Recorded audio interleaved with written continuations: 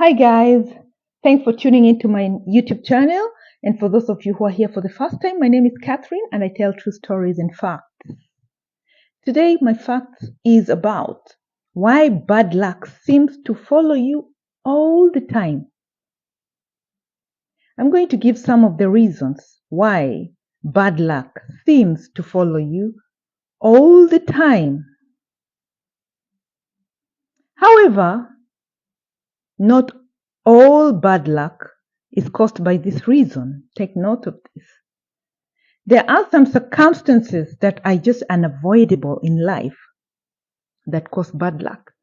But most of it is because of you. Most of it.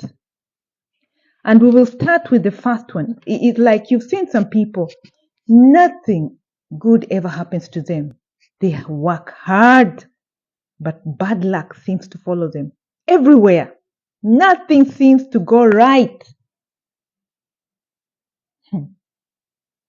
While bad luck is seen as something beyond our control, which is in most cases, but some of them are caused by ourselves. Number one, our unconscious beliefs in self-sabotage. We have some beliefs instilled in us that we actually believe there is nothing good we can do. We can never be successful, no matter how hard.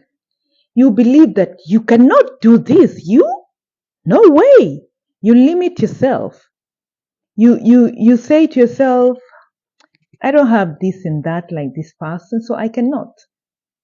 While you have seen some extraordinary cases of even disabled people doing something that you cannot do.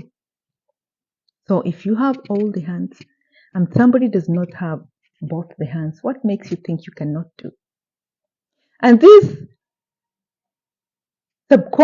unconscious mind of ours can cause a lot of differences in our lives, either bad or good. Believe it or not. So, if you believe that you are destined for failure, you cannot do this, then your unconscious mind believes it, and you tend to do actions that will lead you, of course, to failure. And you will blame it on bad luck, but it's actually just from your beliefs. So, you should train your mind to think positively. Ask yourself, if so and so can do it, why can't you? Not if so and so cannot, who am I to do it? And leave these things of you are destined for failure or things like that. Train your mind to think positively, and you will acquire positive results in most cases. Another point is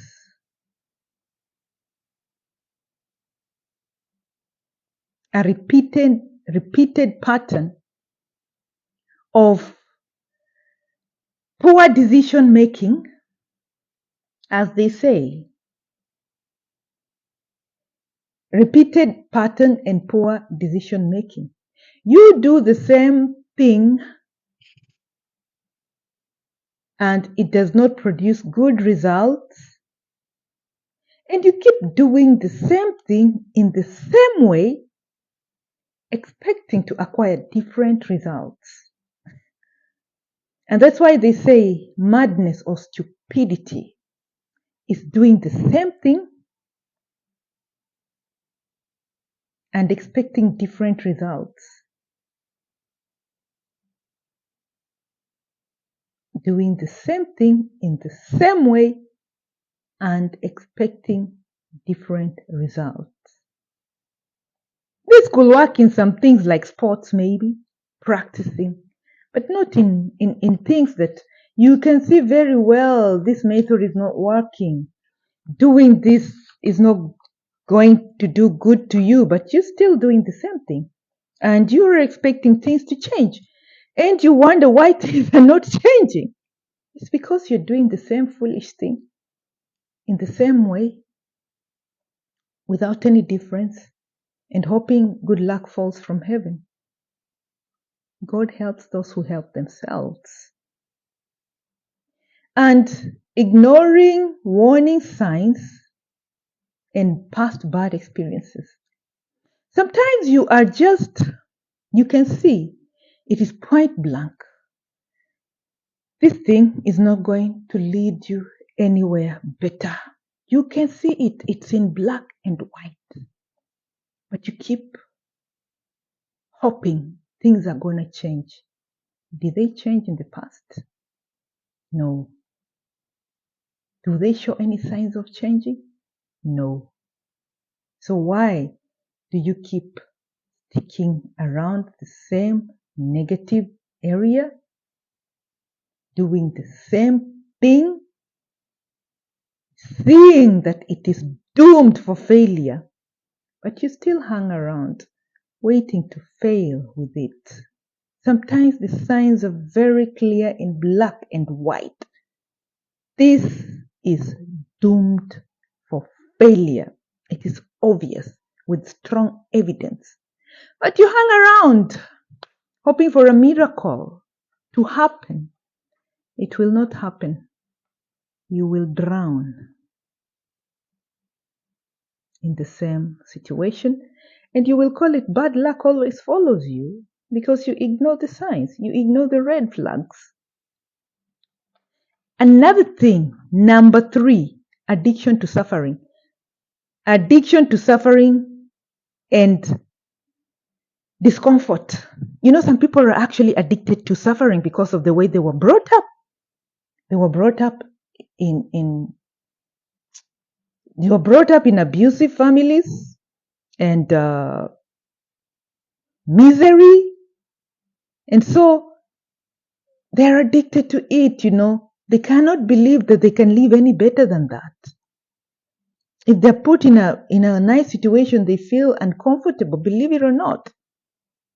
They just feel they're in a wrong place because this is not for me.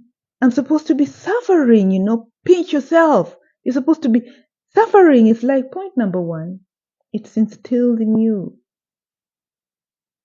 Your unconscious mind has been formed. This unconscious mind is very powerful. It's created from childhood. You cannot do it. Good things are not for you, but for others.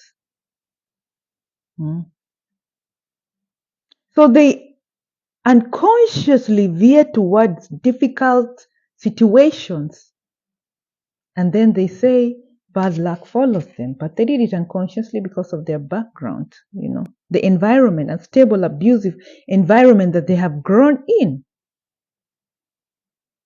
something like that. And then point number 4, resistance to change and staying in a comfort zone. Resistant to change and staying in a comfort zone.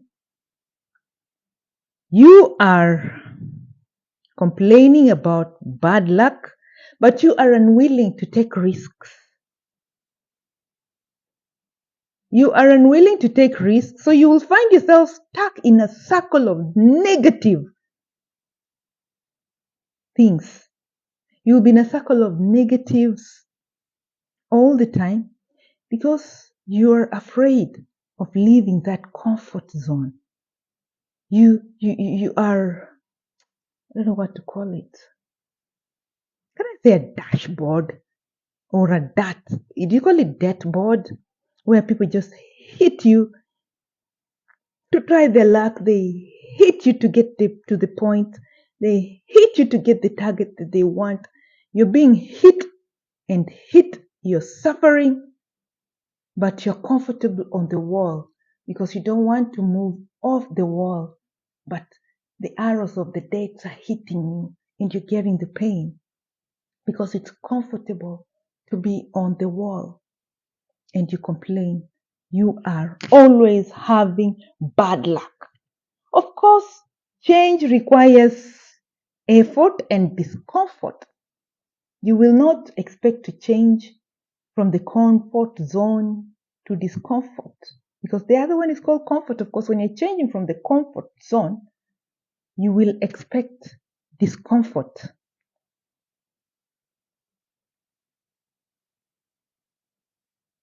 Which requires effort, of course. And effort is uncomfortable. So you have to be ready to face it. Or else you stay in your bad luck, wallow in your bad luck until you die. Jesus already suffered for us. So why do you also want to suffer until you die? And then number 5 is the negative social influences. Surrounding yourself with negative people will make you a negative person. If you go to workplaces, there is always a culture. You see, people working in the same place always have some kind of same mannerism, but they never notice it. It's somebody who will come from outside who will notice this mannerism. They kind of talk in the same way, especially those who've stayed there for long. They act in the same way, perform duties almost in the same way. So if you're coming from a good work culture and you go to a negative work culture, you will stand out. And people will see that you're different. But when you stay there for long, you get into the culture of the negative place without noticing it. You will not notice it because hanging around negative influences gets into you without knowing it. It's only when you go back maybe to your positive place that you were working before that the people will see a big difference, like what happened to you. You will not notice it, but people from outside will see it. That's why they say people outside see you better. You might know yourself inside, but on the outside, the other people see you better than yourself. So avoid negative places. Misery can be contagious. Number 6, when you don't have a meaning or purpose in life, of course, where are you going to? It's like you don't have a map. So there's nothing you're going to achieve. You'll just be moving like, what do we call this? In a maze. You can't find your way in or out.